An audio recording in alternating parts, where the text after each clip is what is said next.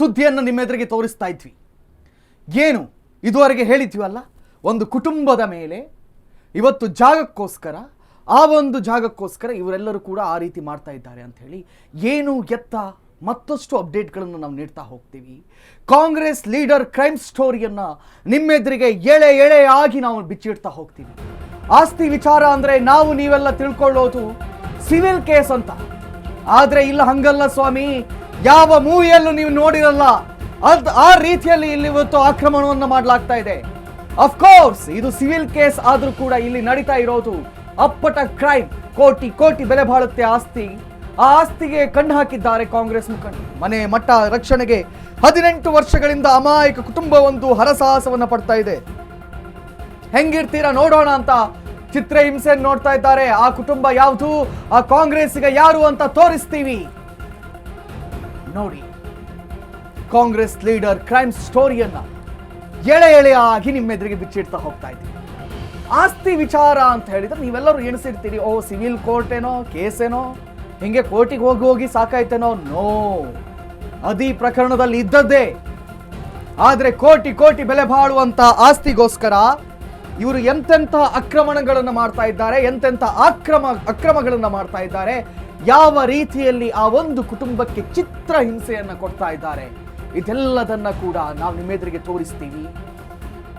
ಅವರೆಂಥ ನಾಯಕ ಯಾರು, ಆ ಕುಟುಂಬ ಯಾರು, ಇದೆಲ್ಲದನ್ನ ಕೂಡ ನಿಮ್ಮೆದುರಿಗೆ ಕೆಲವೇ ಕ್ಷಣಗಳಲ್ಲಿ ನಾವು ತೋರಿಸ್ತಾ ಹೋಗ್ತೀವಿ.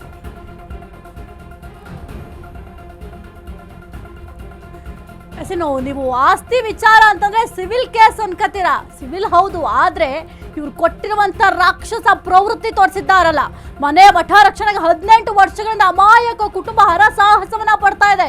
ಹೆಂಗಿಡ್ತಾರ ಇರ್ರಿ ನೋಡೋಣ ಅಂತ ಆವಾಜ್ ಹಾಕ್ತಾರಂತೆ ಕಾಂಗ್ರೆಸ್ ಮುಖಂಡರು.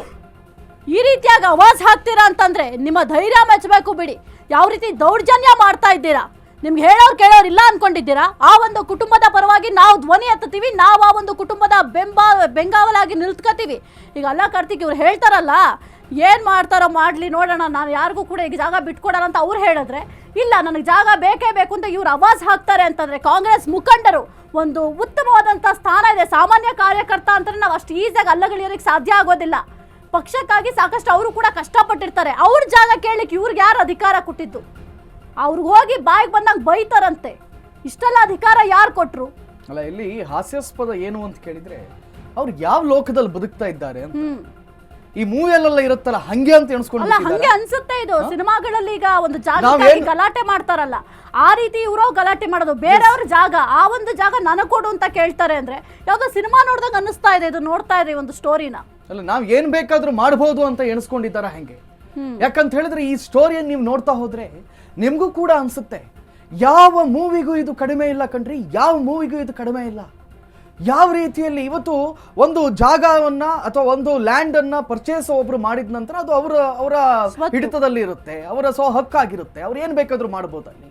ಆದ್ರೆ ಅದನ್ನ ಕೊಡಿ ಅಂತ ಕೇಳೋದಲ್ದೆ, ಸಿವಿಲ್ ಕೇಸ್ ಅಥವಾ ಕೋರ್ಟ್ಗಳ ಹೋಗೋದಲ್ದೆ ಅವ್ರ ಮೇಲೆ ಆಕ್ರಮಣಗಳನ್ನು ಮಾಡಲಾಗ್ತಾ ಇದೆ, ಮನಸ್ಸೋ ಇಚ್ಛೆ ಥಳಿಸಲಾಗ್ತಾ ಇದೆ.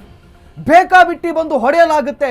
ನಿನ್ನ ಹೆಂಡ್ತಿನ ರೇಪ್ ಮಾಡ್ತೀನಿ ಕಣೋ, ನಿನ್ನ ಆ ಮಾತು ಬರದ ಮಗುವನ್ನು ನಾನು ಅಪಹರಣ ಮಾಡ್ತೀನಿ ಕಣೋ ಅಂತ ಹೇಳ್ತಾರೆ, ಅವನಿಗೂ ಹೊಡಿತಾರೆ ಅಂತ ಹೇಳಿದ್ರೆ ಇದು ಎಂತಹ ದುರಾಡಳಿತದಲ್ಲಿ ನಾವಿದ್ದೀವಿ ಅಂತ ಹೇಳಿ ಮತ್ತೊಂದು ಬ್ರೇಕಿಂಗ್ ಅನ್ನು ಕೊಡ್ತೀವಿ ನೋಡಿ. We will move to next breaking.